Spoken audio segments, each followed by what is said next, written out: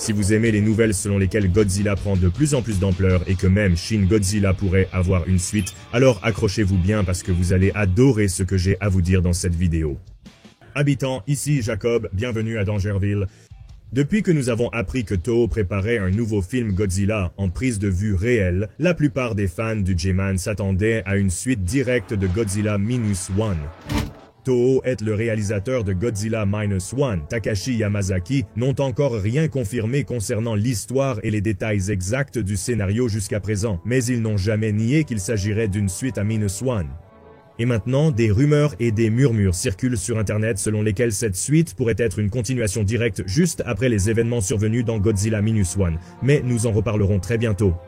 Pour l'instant, concentrons-nous sur les faits. La prochaine grande production cinématographique de Toho commencera le 30 août au Japon, et on peut s'attendre à ce qu'elle soit encore plus grande et meilleure que Godzilla moins. Alors écrasez ce bouton d'abonnement si vous aimez Godzilla.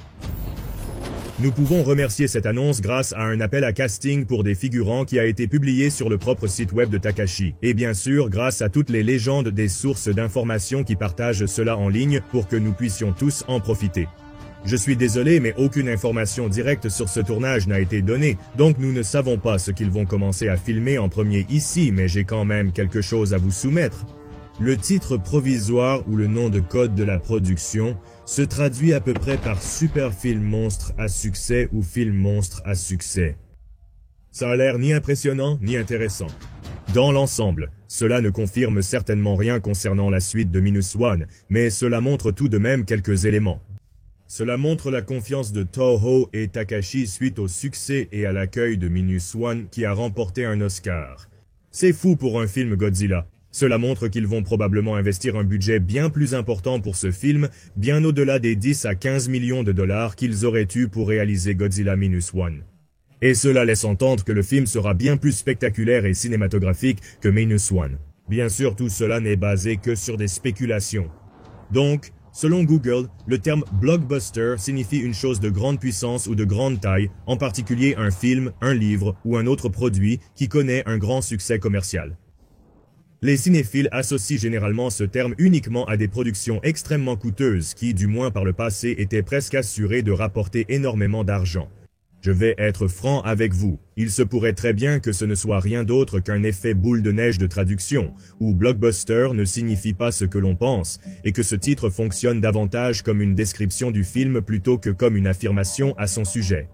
Au final, c'est un film de monstre Godzilla et ce genre de film fait généralement partie des productions les plus coûteuses de l'industrie cinématographique japonaise. Donc, l'appeler le super blockbuster des films de monstres, ce serait simplement une description. Mais je dirais simplement qu'ils ne l'ont pas appelé film de monstres indépendant à petit budget, comme ils l'auraient probablement fait avec Godzilla Minus One, parce qu'ils ne savaient pas que ce film allait avoir autant de succès. Donc, même si ce n'est que pure spéculation, je dirais que Toho et Takashi ont pour mission de nous impressionner encore plus avec un spectacle que nous n'avons jamais vu de leur part. Rien ne peut être enlevé à Godzilla Minus One et je crois que ce film restera à jamais sur un piédestal pour beaucoup de gens.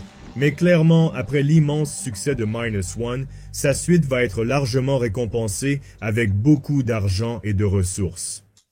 Comme il se doit, Toho s'attend à un grand succès au box-office, ils doivent maintenant assurer. En attendant d'en savoir plus sur l'intrigue, il n'y a pas grand-chose sur quoi se baser concernant cette suite. Mais sur le web ces derniers jours, on a vu qu'il semble que les deux acteurs principaux de Godzilla Minus One pourraient bien revenir pour cette production.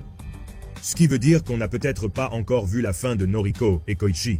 Mais tant que Toho ne l'a pas officialisé, je vais juste considérer ça comme une rumeur et quelque chose à prendre avec des pincettes. Je ne veux pas me mettre Toho à dos, mais soyons honnêtes, Godzilla Minus One s'est terminé sur un suspense et il n'a jamais vraiment été mystérieux qu'une suite directe devait être la prochaine étape, vu le succès du film.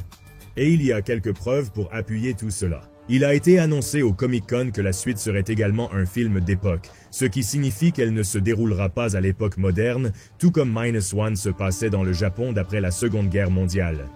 En tant que grand fan d'histoire, je serai toujours d'accord avec cette direction narrative.